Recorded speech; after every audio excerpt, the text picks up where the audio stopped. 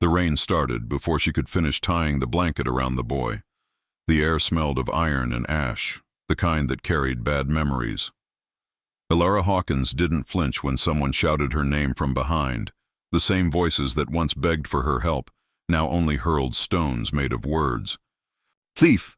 Traitor!" they called. She kept walking. You could tell by the way her shoulders set that she'd heard worse before. She'd packed her whole life into one small satchel. Some bandages, a rusted scalpel, a child's worn boots. Everything else she'd already lost. Her reputation, her patience, her place in town. Once, she'd been the only nurse in Dry Mesa who didn't turn away miners too poor to pay. That's how the trouble began. She'd treated a man after the explosion, the one the foreman said was dead. She saved him, and he told her the truth.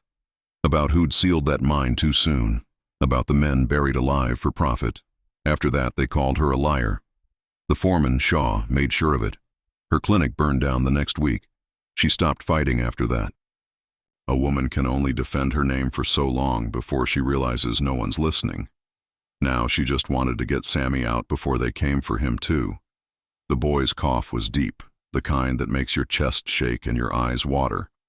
She knew he needed warmth, not dust and hate. But the only road out of town led past the saloon, where every man had an opinion and a half-empty bottle. She walked faster. The mud clung to her shoes. Her heart pounded, not from fear, but from exhaustion that had lived in her bones too long.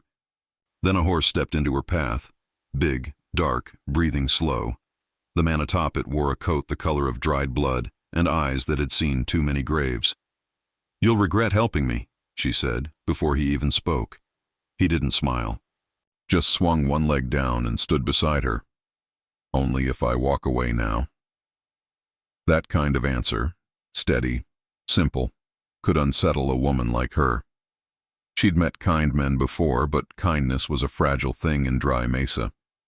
It never lasted longer than a sunrise. "You don't know who I am," she said, adjusting the boy in her arms. "Maybe not," he said, "but I can tell you're done running alone." She hated that he was right. Still, she kept her chin high, pretending she wasn't shivering. The man, Cale Ryder, he later said his name was, didn't push her. He just stood there, letting the rain soak his hat brim. That patience almost angered her. "What's your price?" she asked. He shrugged. "Don't know yet. Might not even be money." The answer made her stomach twist. She'd heard that tone before, from men who offered help to women like her, expecting something else in return. But something in his eyes stopped her from walking away. There was a tiredness there, the kind that matched her own. When the wind picked up, he took the boy from her arms without asking.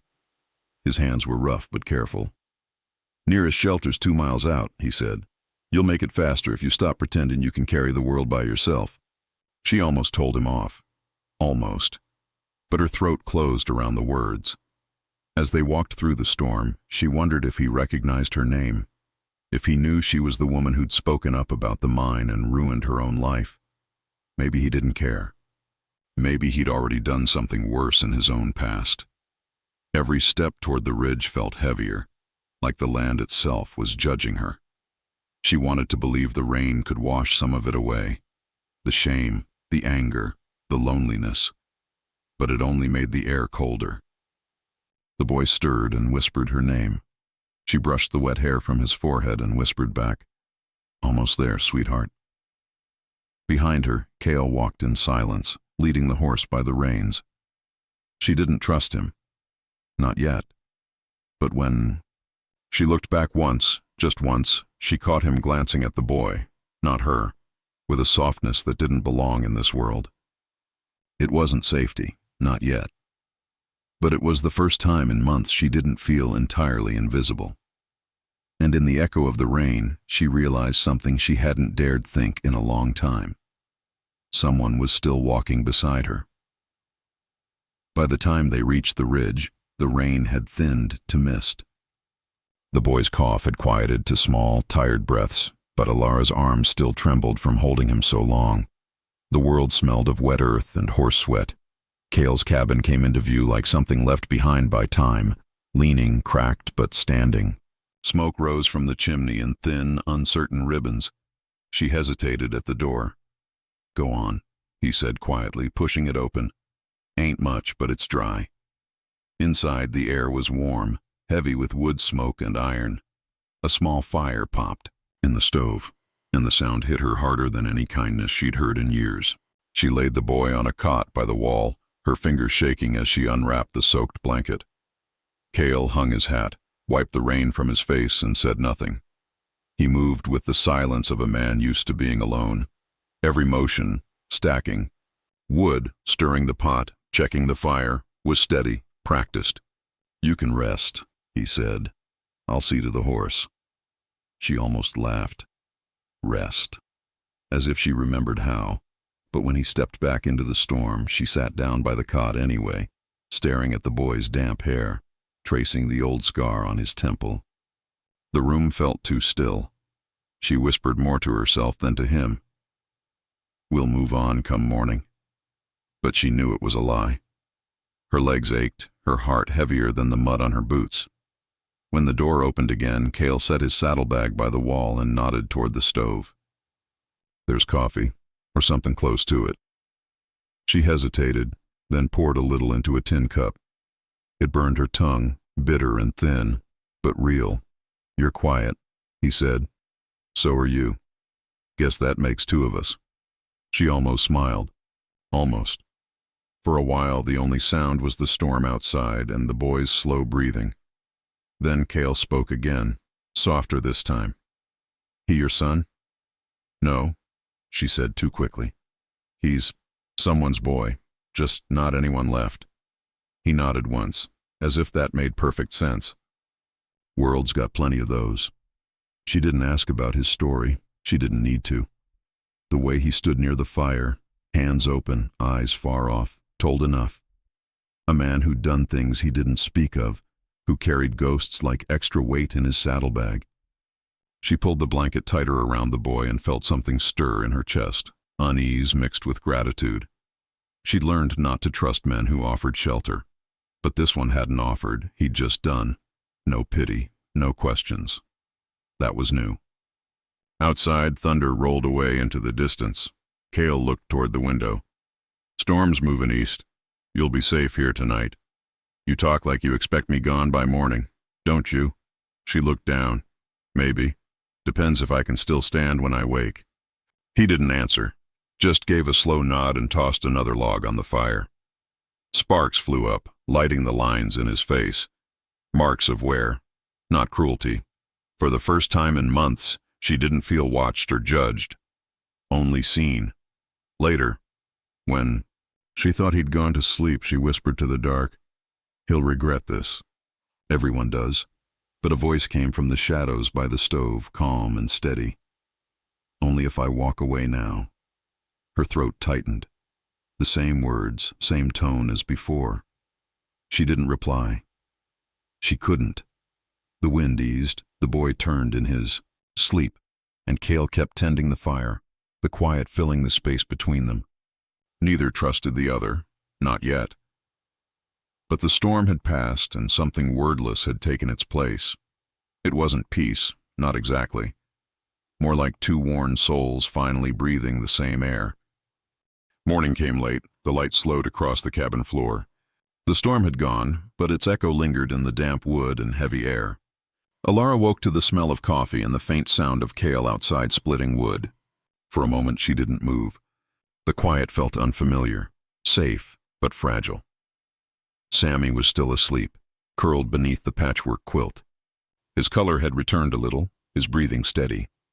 She brushed his hair back and whispered, "You did good, kid." Then she realized she'd said it out loud. She wasn't used to her own voice in calm. When she stepped outside, Cale was already stacking kindling near the shed. The morning light hit his shoulders, showing the pale scar that cut across his neck. A mark from another life, she thought. Everyone out here carried one. He glanced up. "Coffee's still hot. Oats too, if you don't mind 'em burned." She managed a small smile. "After the week I've had, I'll take burned." He grunted softly, almost a laugh, and handed her a tin bowl. They ate in silence, the kind of silence that didn't demand filling. The wind tugged at the loose boards. A hawk cried somewhere above. She studied him while pretending not to.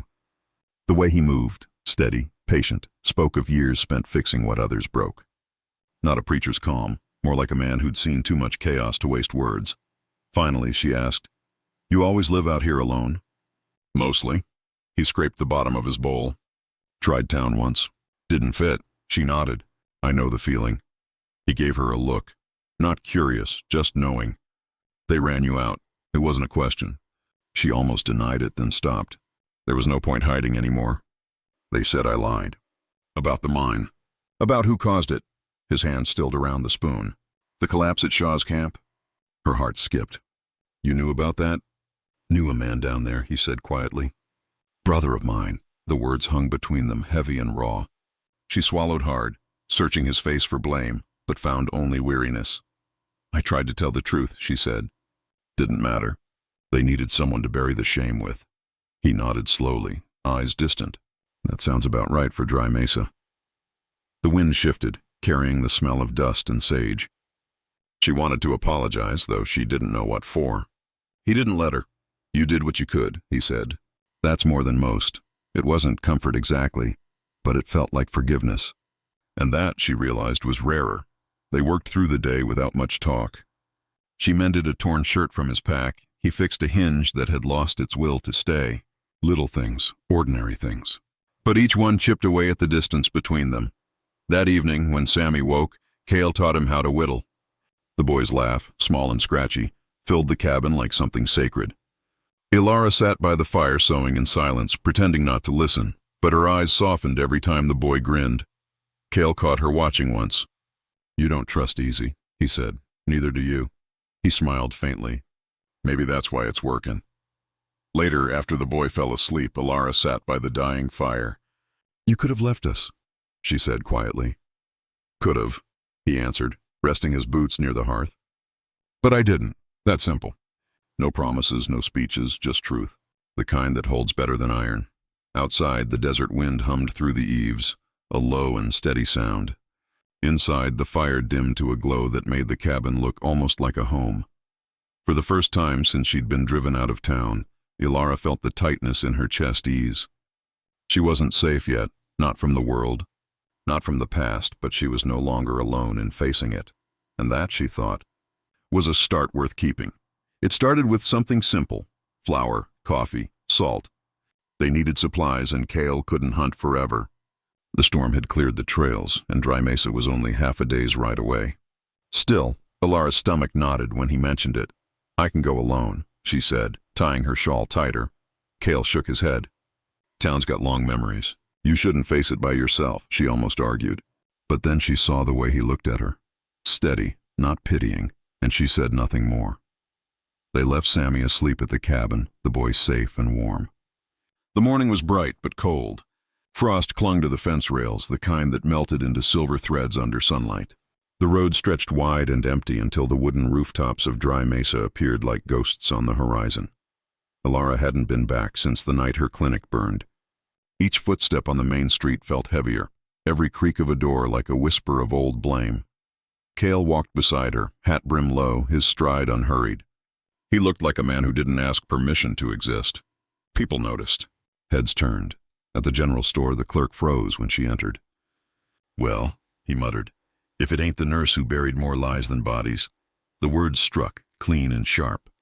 She said nothing, just lifted her chin and set her coins on the counter. Cale's voice came low but firm. "You'll take her money." The clerk hesitated, then did. But the silence that followed was worse than shouting. Outside, Ilara's hands shook. "I told you I shouldn't have come." Cale adjusted the bundle in his arms. "You shouldn't have had to come back to this." She wanted to thank him, but couldn't. Pride was a hard habit to break. Then another voice cut through the street. Deep, old, familiar. "I thought the desert swallowed you, Hawkins." It was Shaw, standing near the church steps, gray-haired now, but still sharp-eyed. The man who'd ruined her name. Cale stiffened beside her, every muscle drawn. Shaw smiled, slow and cruel. "You bringing company now? Didn't think you'd find someone foolish enough to stand next to you." Ilara's throat dried. She wanted to speak, to say something that could finally undo all those years of shame. But the words wouldn't come. Cale stepped forward, calm but dangerous. "You know she didn't lie," Shaw laughed. "And you'd know that how? You weren't there." "I was close enough," Cale said. His tone dropped lower, close enough to dig out the dead. For a moment, the whole street seemed to stop breathing. Then someone muttered from the crowd, "That true?" Another added, "She brought this on herself." The tide turned fast, the way it always does when fear mixes with gossip. Elara saw it in Cale's eyes, anger, grief, something breaking open. But before he could speak again, Shaw raised his voice. "A man's grief don't make a liar, right? She ruined this town's name, and now she brings her poison back." Someone spat near her boots. Another woman pulled her child closer. It was happening all over again. Cale's fists clenched, but Elara caught his sleeve. "Don't," she whispered. "They'll only see what they want to." He looked at her, truly looked, and something in his face changed. Maybe it was fear of making things worse. Maybe it was guilt for not being there back then. Either way, he said nothing. That silence hurt more than the words. She turned, walking away as the murmurs followed her. Shaw's smirk burned in her back like a brand. Cale stayed still, eyes dark with conflict, jaw tight, but he didn't follow. Not yet. By the time she reached the edge of town, her hands were trembling. The bag of flour tore, spilling white dust onto the dirt road behind her like a trail of surrender. She didn't look back. She couldn't. Behind her, the sound of the church bell rang once. Harsh, hollow, final. And in that moment, Elara knew something she hadn't before. Sometimes betrayal didn't come with lies or violence. Sometimes it came from silence, standing too far away when someone needed you most. 3 days passed before Cale found the courage to go after her. The trail south of Dry Mesa was quiet, save for the dry rattle of mesquite leaves and the buzz of wind against wire fences. He'd ridden it before, long stretches of regret and silence. This time the silence was heavier. Every hoofbeat carried the memory of her face when she turned from him in town. The hurt, the disbelief, the quiet that said you were supposed to stand beside me. He hadn't slept since. The firelight at night had felt like judgment. By the time the sun rose over the ridge, he saw smoke curling from her cabin chimney. Relief hit him hard and unexpected. She hadn't gone far, but it didn't mean she'd listen. He dismounted slowly, boots crunching the frost-bitten dirt. Sammy was outside, stacking small sticks with the serious concentration only a child could have. The boy looked up, cautious but not afraid. "She's inside," he said, voice small but certain. "Ain't talked much." Cale nodded, brushing his hands down his coat. "Reckon she's got reason." When he stepped through the door, the warmth nearly stopped him. The fire burned steady, casting light on Elara's figure by the table. She didn't look up, just kept sewing a tear in the boy's shirt, needle glinting in rhythm with her breath. "I don't remember inviting company," she said. Her tone wasn't cold. It was weary, the kind that made a man feel the weight of every word he hadn't said. He took his hat off. "Didn't figure you would." Silence. The clock ticked once, twice. Finally, she looked up. Her eyes were tired, red at the corners, but not cruel. "Why are you here, Cale?" He swallowed. The words came slow, careful. "Because I should have spoken when it mattered. I let you stand there alone, same way I let my brother die in that mine. I thought keeping quiet was the same as keeping peace. I was wrong." Her hand stopped. The thread hung between her fingers, trembling slightly. He continued, softer now. "Shaw's been paying men to keep that story buried. I found the records. The supplies he sold off, the payments he hid. I took him to the marshal this morning." Elara stared at him, uncertain. "And what'll that change?" "Maybe not much," he said. "But it's truth, out in the open, where it belongs." She stood slowly, crossing her arms. "You expect me to thank you?"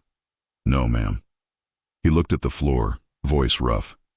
"Just didn't want you thinking I walked away 'cause you were wrong. You were right. Always were." For a long moment, only the fire spoke. Then Sammy's laugh broke the stillness, small, bright, a sound too pure for a world that had seen so much dirt. Elara's eyes softened. "You risked your neck for a town that still spits when I walk by." He met her gaze. "Didn't do it for them. Something shifted in the air. The kind of change you don't notice until it's already taken hold. She didn't smile, not yet. But her shoulders eased, her voice gentled. "You're a stubborn fool, Cale Ryder." He allowed himself a faint grin. "I've been called worse." When she turned back to the stove, she didn't tell him to leave. That was enough. Later, as dusk crept in, he helped Sammy hang a tin lantern by the window. The boy lit it, proud, and the soft glow spilled across the room, painting everything gold. Cale watched the flame dance and thought of all the places he'd slept where warmth didn't mean home. This was different. Quiet, earned. Alara glanced his way, her voice almost a whisper. "You look tired." "Feels different tonight," he said. Like something finally let go. Outside, the wind died down. The land was still. For the first time, there was no judgment in the silence, only peace. Alara set the mended shirt aside and sat by the fire.